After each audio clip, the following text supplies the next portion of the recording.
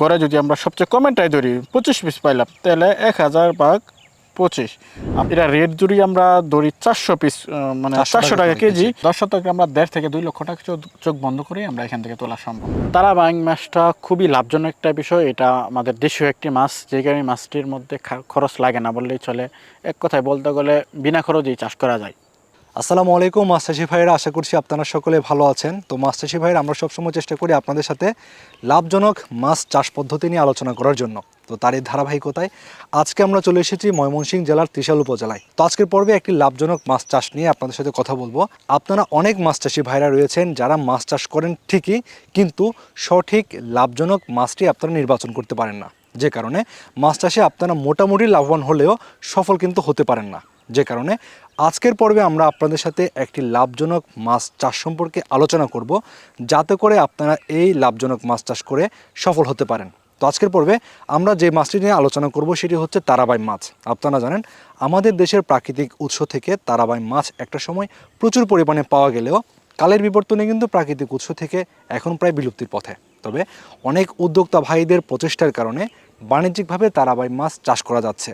আজকের পর্বে আমরা আপনাদের সাথে কথা বলবো স্বপ্নজয়ী মৎস্য হ্যাচারির যে স্বত্বাধিকারী বা কর্ণধার রয়েছেন তার সাথে কথা বলবো এই তারাবাই মাছটা সম্পর্কে, যাতে করে এই তারাবাই মাছের পোনা মজুত, চাষ পদ্ধতি এবং বাজারে কি পরিমাণ দামে আপনারা বিক্রি করতে পারবেন, কেমন খরচ হবে, আয় ব্যয় কেমন, এই সকল বিষয় সম্পর্কে আপনারা সুস্পষ্ট ধারণা পাবেন। তো চলুন কথা বলা যাক তারাবাই মাছ চাষির যে উদ্যোক্তা, সেই উদ্যোক্তার সাথে।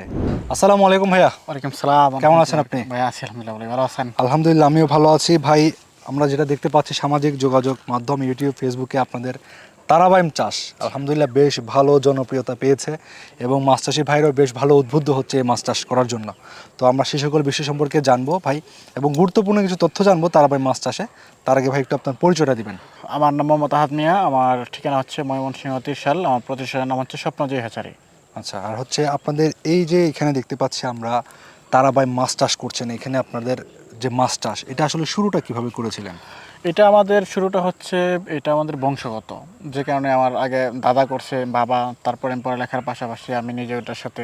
আপনি তো মূলত পেশায় মানে স্টুডেন্ট বা পড়াশোনা করছেন? জি জি। আচ্ছা, পাশাপাশি মাছ চাষে আছেন? মাছ চাষের সাথে আচ্ছা জড়িত, আচ্ছা, হ্যাঁ। আমাদের উদ্যোক্তাদের জন্য অনেক শুভকামনা। তো ভাই, এই মাছ যে আপনি চাষ করতেছেন তারাবাইমটা, এটা কিভাবে শুরু করেছেন?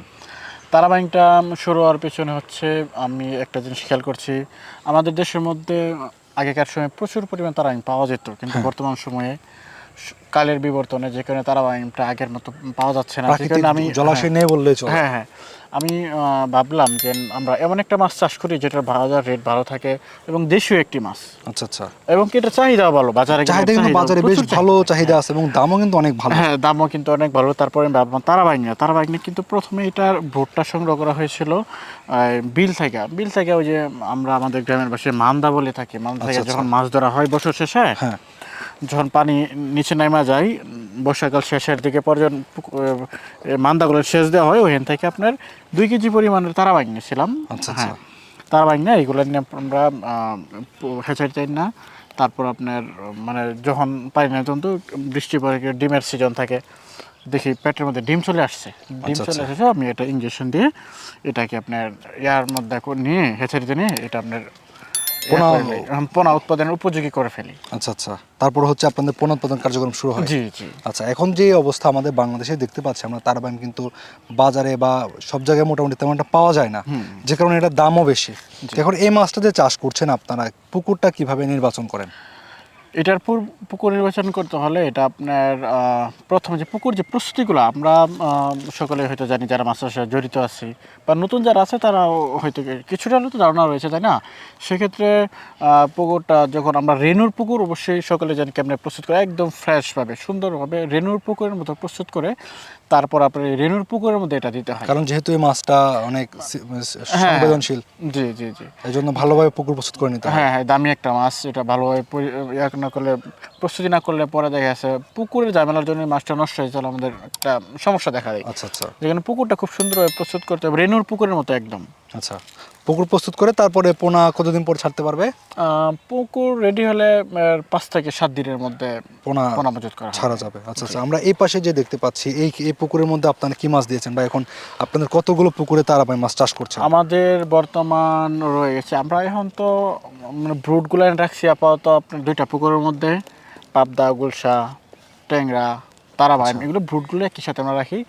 আপাতত 6টা পুকুরের মধ্যে রেনু দেওয়া আছে। এইগুলোর চাহিদা প্রচুর, এক কথায় বলতে গেলে তারাবাইমের যে চাহিদা রয়েছে ওই চাহিদা আমরা প্রয়োজনীয় যতটুকু আমরা চাহিদা পূরণ করতে পারি। আচ্ছা আচ্ছা, কারণ বেশ যেগুলো ভালো 6টার মধ্যে আপাতত রেনু দেওয়া আছে, আমরা বর্তমান এগুলা ডেলিভারি দিতেছি। তারাবাই মাছ যখন কেউ চাষ করবে তখন শতক প্রতি কেমন পোনা মজুদের পরামর্শ দিচ্ছেন? এই মাছটা 2টা ভাগে চাষ করা সম্ভব। একটা হচ্ছে মিশ্রভাবে এবং এককভাবে। আপনি যখন এককভাবে 15টা মজুত করবেন তখন আপনি 1200 থেকে 1500 পিস প্রতি শতকে মজুত করবেন। আচ্ছা আচ্ছা। আর আপনি যখন মিশ্র চাষ করবেন তখন 800 থেকে 1000 পিস পুকুরে পোনা মজুত করবেন। আচ্ছা, মিশ্র পদ্ধতি বলতে এটা কি কি মাছের সাথে চাষ করা যাবে? মিশ্র পদ্ধতি বলতে এটা গুলশা, ট্যাংরা, পাবদা এগুলোর মধ্যে চাষ করা সম্ভব। আচ্ছা, আর যে রুই জাতীয় মাছ দেওয়া যাবে কিনা? আপনি কার্প জাতীয় মাছ যদি দেন তাহলে আপনার এই যে পাবদা, ট্যাংরা এগুলো ক্ষতিগ্রস্ত হয়ে যাবে, বা গোলসা এগুলো ক্ষতিগ্রস্ত। যেহেতু আপনি একক ক্যাটফিশের মধ্যে চলে যান তাহলে এটা আপনার ওই যে পাবদা, গোলসা, ট্যাংরা এগুলো চাষ করবেন। আর যদি মনে করেন যে না আমি সাথে কার্প জাতীয় দিব তাহলে গোলসা, ট্যাংরা, পাবদা এগুলো দিয়ে না, তাহলে মাছগুলো অনেকটা নষ্ট হয়ে যায় আর কি। আচ্ছা আচ্ছা, এখন এই তারাবাই মাছ চাষ করার জন্য আপনার কেমন মাটির পুকুর প্রয়োজন হয়? আপনি এটার জন্য আপনার বেলে দোআঁশ মাটির হলে সবচেয়ে ভালো হয়। আচ্ছা আচ্ছা, এটা আপনার তারাবাইয়ের জন্য উপযোগী সবচেয়ে বেশি। আচ্ছা, আপনাদের হচ্ছে কি এখন বর্তমান সময়ে সারা দেশে কেমন সারা পাচ্ছেন তারাবাই চাষে? আমাদের বর্তমান সময়ের মধ্যে কারণ তারাবাই এটা তো আপনার সহজে পাওয়া যায় না। জি, মানে একটু চাহিদা সম্পন্ন মাছ। এই মাছটা আমরা উৎপাদন করি হাত থেকে না 2-4-5টা হ্যাচারি, পরে এইখান থেকে আরো 20 জন নিয়ে ওই যে তৃতীয় পক্ষ নিয়ে বিক্রি করতেছে। ওই দিক বিবেচনা করলে তো এটার চাহিদা প্রচুর, ওই চাহিদা অনুযায়ী আমরা উৎপাদন করতে তো ওইরকম ভাবে পারতেছি পারা যাচ্ছে না। হ্যাঁ, পারা যাচ্ছে না। এই মাছ চাষের ক্ষেত্রে ভাই এত চাহিদা থাকার কারণ কি? এটার সবচেয়ে বেশি চাহিদা হচ্ছে আপনার এটার খরচ একদম লাগে না বললেই চলে, খরচ খুব কম। আর দ্বিতীয় নাম্বার হচ্ছে এটার বাজার চাহিদা খুবই ভালো। বাজারের চাহিদা অনুযায়ী এটার রেটটা হচ্ছে আকাশ ছোঁয়া। আচ্ছা আচ্ছা, যে কারণে এটার মাছ চাষি ভাইরা বেশ চাষ করতে এগুলো চাষ করে ভালো একটা লাভবান হচ্ছে। যে অল্প পরিমাণে চাষ করলে ওটা বাজার চাহিদা ভালো থাকে, রেট ভালো পাই, তারা লাভবান হয় সহজেই। আচ্ছা আচ্ছা, এবং কি খরচও কম, যে কারণে চাষি ভাইরা এটার পিছনে সবচেয়ে বেশি এটা চাষের জন্য আর আগ্রহী হচ্ছে। আচ্ছা, এখন এই মাছ চাষে ভাই রোগবালাই কেমন আসে বা কেমন আসে কিনা? এই মাসে রোগবালাই বলতে আমরা মূলত মাছ চাষ 3টা স্তরে ভাগ করা হয়। একটা হচ্ছে প্রথম স্তর, দ্বিতীয় স্তর, তৃতীয় স্তর। এই একটা মাছ যখন নিচের স্তরে উপরের স্তর থেকে আসা অক্সিজেন নিয়ে থাকে তখন এই মাছটা উপরে আবহাওয়ার সমস্যার কারণে এটা আপনার মাছের শরীরে রোগবালাই হওয়ার সম্ভাবনা থাকে। আর যেহেতু এই মাছটা নিচের স্তরের, উপরে তেমন একটা অক্সিজেনের প্রয়োজন হয়, সেক্ষেত্রে এই মাছের রোগবালাই নাই বললেই চলে। আর এই মাছটা যেমন আমরা অবশ্যই জানি খাল বিলের মধ্যে যেগুলো ওইরকম কখনো আমরা দেখি না যে গ্যাসের কারণে মাছ মারা গেছে বা কোনো সমস্যার কারণে, এগুলো রোগ প্রতিরোধ নিজেই করতে পারে ওরা। আচ্ছা আচ্ছা, এই কারণে কিন্তু ওই দিক দিয়ে একটা প্লাস পয়েন্ট আছে। হ্যাঁ, প্লাস পয়েন্ট, মাছটা নষ্ট হয় কম। আচ্ছা, এখন এই মাছটা যদি কেউ চাষ করতে চায় তাহলে কেমন জায়গার মধ্যে চাষ করলে উত্তম হবে? এগুলো আপনি বিঘা হিসাবে চাষ করলে সমস্যা হয়। এগুলো আপনার যারা চাষ করে তারা তো আপনার একটু বড় পরিসরে করে। আচ্ছা, যে কারণে আপনার ধরেন 1 বিঘার মধ্যে আপনি চাষ করলেন। আচ্ছা, ছোট ধরনের পুকুরে চাষ করা যাবে না? হ্যাঁ, অবশ্যই করা যায়, কেন করা যাবে না? কারণ আজকে আমার 10% পুকুর আছে, আরেকজনের আছে 1 বিঘা, তাই মানে কি আমার 10%-এর মধ্যে চাষ করা সম্ভব নয়? ভাই, এই মাছটা চাষ করার ক্ষেত্রে আসলে খাবারটা কোন ধরনের খাবার ব্যবহার করলে বা খাবার কি পরিমাণ লাগবে? এটা আপনি যদি এককভাবে চাষ করেন তাহলে তো আপনার পুকুরে একটা প্রাকৃতিক খাবার থাকবে, যেমন ওই যে পুকুরের মধ্যে জি টাইপের একটা তৈরি হয়, জুপ্লাঙ্কটন এবং ফাইটোপ্লাঙ্কটন বা জি টাইপের একটা হয় লম্বা। আচ্ছা আচ্ছা, দৌড়াদৌড়ি করে, এইটাই হচ্ছে মূলের প্রধান খাদ্য। আর যখন আপনি আর এই এক খাবার দাও তো আর একটা মাছ চাষ করা সম্ভব না, এর পাশাপাশি আপনি দিবেন ওই যে পাউডার খাবারটা আছে না, জি, ফিট পাউডার, মানে পাউডার খাদ্য যেটা থাকে। আর যদি মিশ্র চাষ করেন, মিশ্র চাষের ক্ষেত্রে আছে আপনার পুকুরে একটা প্রাকৃতিক খাদ্য তৈরি করে এরা, তারপর আপনার ওই যে অন্য মাছের তো একটা খাবার দিতে হয়। ওই খাবারটা যখন খাবে তখন ওইটা তো বলো মধ্য স্তর এবং উপর স্তরের মাছ থাকবে মূলত।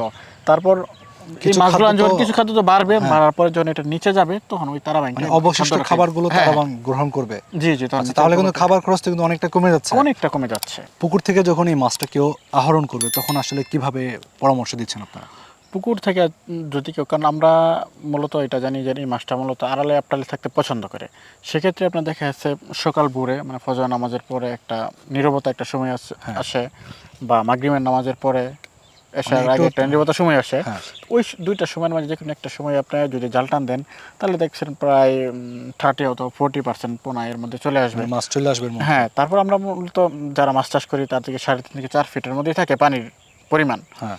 তারপর দেখা যাচ্ছে 2 ফিট পানি আপনি কমায় নিলেন বা 3 ফিট কমায় নিলেন, তখন আপনার যাই 1.5-2 ফিট পানি থেকে ওর মধ্যে জাল টান দিলেন, আরও প্রায় 30% মতো পোনা এটার মধ্যে চলে চলে আসবে। আসলো। হ্যাঁ। আসার পরে তারপর আপনার পুকুর সেচ দিয়ে বাকিটা তোলে। আচ্ছা, এখন বাজারে আসলে কেমন দাম পাওয়া যাচ্ছে এই মাছের? এই মাছটা মূলত বাজারে আপনার দেশের প্রত্যেকটা জেলার মধ্যে তাকান 500 টাকার নিচে কিন্তু এই মাছের রেট যায় না। আচ্ছা, তাই কিন্তু 500 আরো থেকে বেশি 800-র থাকে। ভিতর হয়ে হ্যাঁ। থাকে মূলত। কেউ যখন এই তারাবাই মাছটা চাষ করবে, ধরুন আমরা 10% যদি হিসেব করি, প্রথম 100% হিসাব বের করি, তাহলে আচ্ছা। সহজ হবে।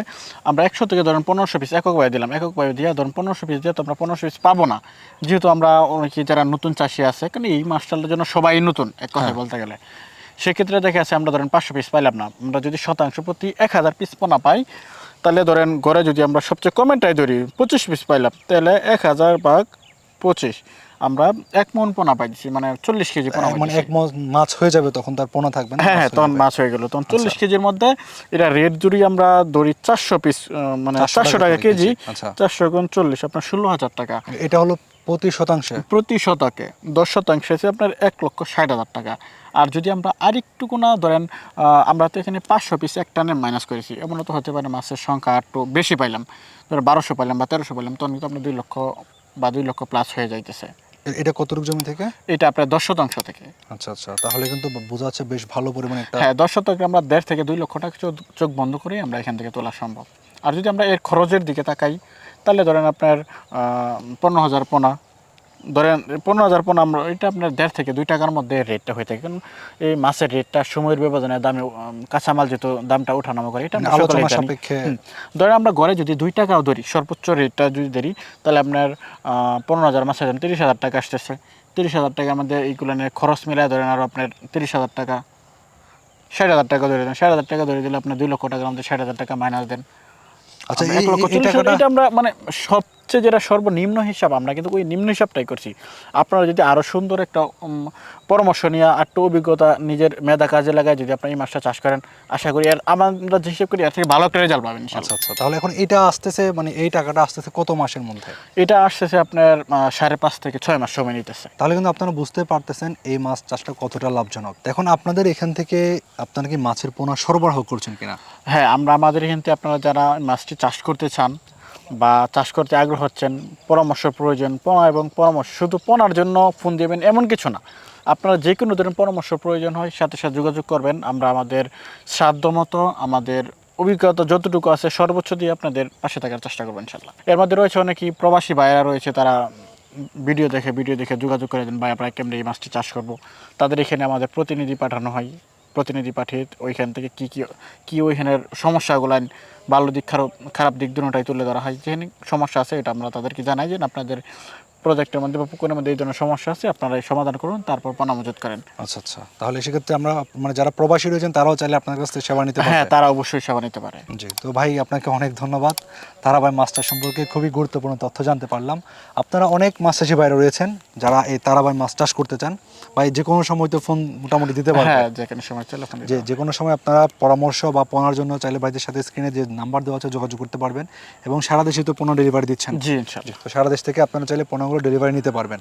তো আপনারা যারা লাভজনকভাবে এই তারাবাই মাছ চাষ করতে চান, আপনাদের মাছ চাষ হোক আরও লাভজনক, সে আশা রেখে আজকের মতো এখান থেকে বিদায় নিচ্ছে। সকলে ভালো থাকুন, আল্লাহ হাফেজ।